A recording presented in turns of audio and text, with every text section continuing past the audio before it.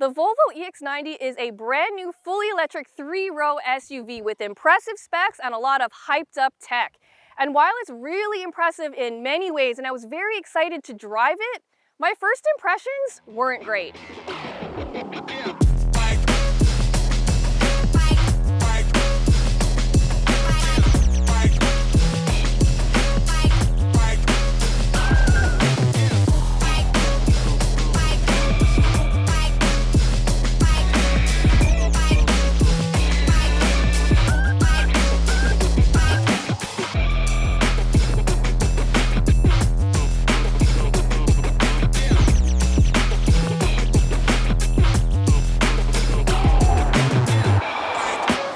For more expert car reviews, don't forget to share our channel and subscribe so you can catch some of this and maybe even a little of that. So your favorite car reviewer, Dan Alika, went on the first drive program for this Volvo EX90 about 9 or 10 months ago. And he reported back that the car had all sorts of issues and bugs and glitches. And he said that back then, Volvo was promising that this car would be available with all sorts of great high-tech features that weren't ready yet. And he kept asking, when will it be available? They kept saying, don't worry, it's coming, it's coming. So it's not unusual at these events to drive pre-production models. But what usually happens is that by the time the car is ready to be sold to real buyers, the expectation is that all of those glitches have been ironed out and the car is working perfectly fine. So I really wanted to give this EX90 another shake so it could prove itself, hoping that all of those issues have been taken care of. Well, there's some bad news because unfortunately I experienced a lot of glitchiness with this EX90 as well. So my first impression of it wasn't that great. So first of all, as soon as I got into the car, this touchscreen was completely frozen. It was not accepting any of my touch inputs. And because this was the first time I got in the car, that meant I couldn't adjust the steering or the mirrors or anything like that. So it was unsafe to drive at that point. So I turned it off, let it reset itself, came back, same issue. So what I discovered was that you needed to force reset it, and you have to do that by pressing this volume knob for 45 seconds. And that did seem to help the problem. But later on, when I was driving the car and I parked it and I came back again, the screen was completely black. So you couldn't even see anything. So I had to reset it once again. And I can tell you, in my 15 years plus of reviewing cars, I have never experienced that before. I've never had to reset an infotainment system twice in a day. So I would really be upset if I paid as much money as people are paying for this vehicle and I experienced that. That is a really bad first impression. But luckily, ever since those 2 resets, things have been mostly going fine, and I hope it stays that way. But really, this is a brand new vehicle, and this should not be happening. Luckily, some of the other glitches that Dan mentioned were fixed. Like, for example, now you can hook it up to Apple CarPlay wirelessly, and that wasn't available back then. And the key system is really interesting too, and it does take a little bit of getting used to. So there's 2 parts to the key. There's this card, which is an NFC card, and mostly people should keep it in their wallet, but you always should have this on you just in case. And you want to know why? Because this little box here is considered the key. So there's no buttons on it or anything, but if it's on your person, you can get into the car, start it, and drive away no problem. But you have to recharge this thing every 20 or 21 days or something. And all you need to do to charge it is place it on the wireless charger in the car, so that's not a problem. But because that's an extra step and that's not something you're thinking about all the time, you might just forget to charge it. And then if it's out of batteries, you won't be able to get into the car unless you have this key with you. You can also use your phone as a key, but I really think that Volvo kind of made a misstep here because they tried to make things really simple, but they oversimplified everything, and then they just made it kind of not user-friendly in the process. So I really would have liked to see them think more about ease of use, and I'm all for advancing technology, but honestly, when a car requires you to check the user manual for how to do very simple things, I think that's a sign that the design should have been better to begin with. So now that we have a lot of the bad stuff out of the way, there is a lot of good stuff to get through too. And I honestly think this powertrain may be one of the most impressive aspects of this EX90. So this EX90 comes standard with dual motors, which you may know by now means it has standard all-wheel drive. The battery is 111 kilowatt hours, and the output from this powertrain is bonkers. You get 510 horsepower and 671 pound-feet of torque. So this SUV is like way faster than anything this size or weight has an absolute right to be. Like, put your foot down and yeah, you're breaking laws already. So this thing has that instant slingshot-like acceleration that I think EV drivers really love. You know, the kind you can feel right in your stomach. And honestly, it doesn't need to be that fast, but it is really nice to have all that power on tap so you can pass people and get up to highway speeds with a lot of confidence. So this powertrain can accept charging speeds of up to 250 kilowatts, which is really, really fast. If you get one of those super fast chargers, that should be enough to get you to that from that 10 to 80% jump in about half an hour. And that's fantastic news. So this electric powertrain is very sophisticated. It is very smooth. And I really like what's going on here. And I think that may be one of the most impressive aspects of this car in general. And if you're more into numbers, that means you can accelerate from 0 to 100 kilometers an hour in 4.9 seconds, which is incredible. And another incredible number is that this EX90 with the dual motors is rated to get about 500 kilometers of range in ideal conditions. I love to see it because 500 kilometers of range is great. And that's what we need to see to get more people into driving EVs. Another feature that makes this powertrain great is that it has all the hardware for bi-directional charging. That means that theoretically you could use it to power your house or your campsite, but again, that is yet another feature that Volvo says is not ready yet and is coming in the near future. You know what, if I was paying this much money for this vehicle, I would want every one of those features that were promised. And that great powertrain would kind of be a waste if the SUV didn't drive really well. But luckily it drives really nicely. You know, the battery is way down low, so it has a nice low center of gravity. The steering is a little bit light, but you can make it firmer in the settings, and it does help a little bit, but you still can't feel that much. But what I like the most about the driving dynamics is that this has an air suspension, and so it just glides over rough roads and kind of feels like it's floating, which is great, but at the same time doesn't feel too loosey-goosey in the corners, so it can also handle those really well too. And I love that it's super quiet in here. You can barely hear anything from the outside. And the whole thing is just very calming and serene. That is when you're not going 100 kilometers an hour in 4.9 seconds.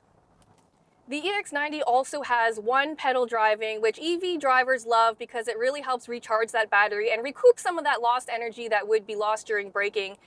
You can turn it on or off, and you can't adjust the strength in this Volvo. And when it's on, it does take a little bit of getting used to, but once you learn to modulate it smoothly, I feel like it's very effective.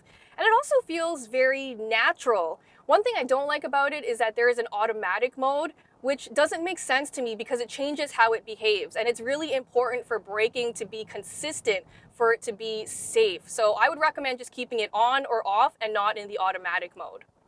Another weird thing is that I find this SUV a little bit tricky to park because it is so big that one pedal driving makes it a bit trickier to do smoothly, and the camera displays also aren't amazing. For some weird reason, I feel like this EX90 thinks it's a little bit bigger than it actually is, so what it sees on the camera is not necessarily what you see on the outside. Just a little bit of a warning there, not a deal breaker at all. Now, we can't review a Volvo without talking about safety, and Volvo keeps talking about the fact that this EX90 is the safest vehicle that they have ever designed, which is a big claim coming from Volvo because they're known for safety. So you might be wondering, what is that huge lump on top of the windshield that's sticking out there? So that is where all of the LiDAR sensors are. And Volvo has decided to use LiDAR because it is a lot more accurate than cameras and sensors alone. So this series of sensors can see up to 250 meters ahead of the car. Regular cars can usually only see 1 or 2 car lengths ahead.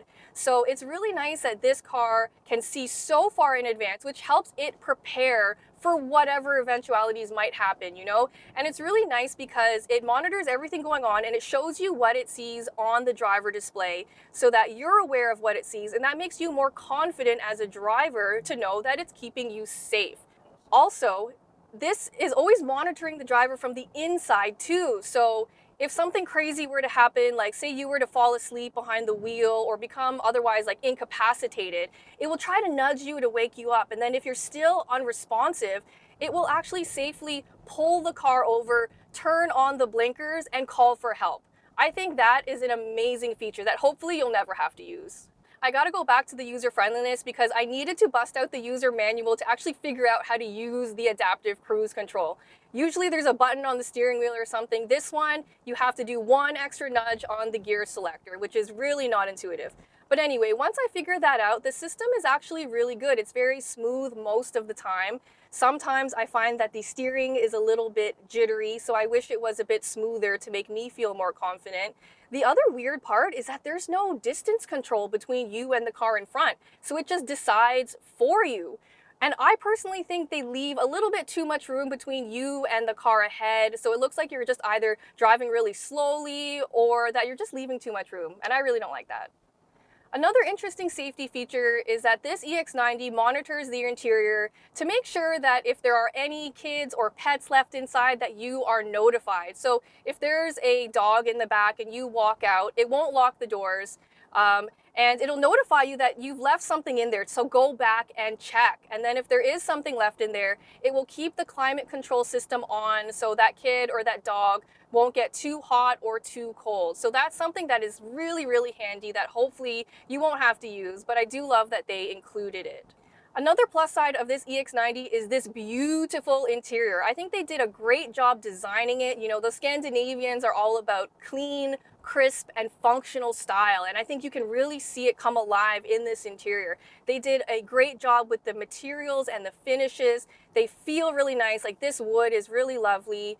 And they use a lot of sustainable materials, which is nice too, because they're made out of a lot of recycled stuff, but it doesn't feel recycled. Like it still feels like it costs money, and that's really good.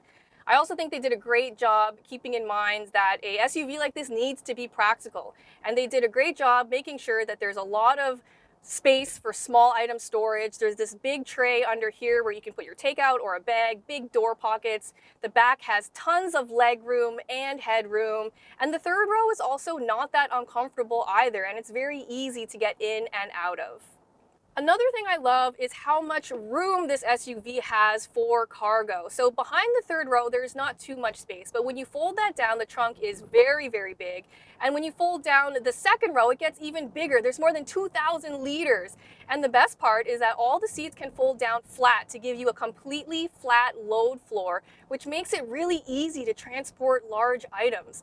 And it's really easy to fold down all the seats too. The third row is motorized, the second row flips down in one touch. It's so easy that I think a kid could do it on their own. And I know I had a lot of complaints about this infotainment system, but besides the glitchiness, this is actually not a bad system. It's a Google-based system. That means that Google Maps is the navigation that comes with the car. And that's great because everyone knows how to use Google Maps. And it's especially good for EV drivers because it makes it very easy to find charging stations, and you can filter them by speed or availability. And it will also precondition your battery for more efficient charging. And this system is very fast to respond. The menus are pretty clear. And although all of the controls are centralized in this touchscreen, I think they do an okay job laying everything out so it's not too distracting to use while you're on the move. Now, in terms of pricing, I keep mentioning that this is a very expensive SUV. That's because it is. So this one, as tested, costs about $118,000. And that includes destination, but that does not include luxury tax or other taxes. And even though that is expensive, I do think for what it is, it's an okay price. But because the price is so high, my expectations are up here. And unfortunately, because of all the glitchiness and all the features that aren't here yet, it's a little bit disappointing that all that stuff isn't ready, because honestly, if I was paying that much for an SUV and it didn't come with all those features, I would be pretty upset. To recap, I love the Volvo EX90's handsome interior and exterior style, high-tech safety features, and excellent powertrain. I'm not a big fan of all the glitches, the fact that many of the hyped-up features aren't ready yet, or how not user-friendly it is. The Volvo EX90 was hyped up like crazy. Volvo was calling it a computer on wheels, and it's the safest vehicle we ever built. And that's great, except to be honest, it's kind of hard to get excited about features that aren't ready yet, or features that you'll hope you'll never actually have to use one day. And while it's great that Volvo has sorted out a lot of those initial issues, they're going to have to put in a bit more work to give us that groundbreaking SUV that we were promised. For the most part, the EX90 is fabulous. It's just not where it needs to be, especially since it costs over 6 figures.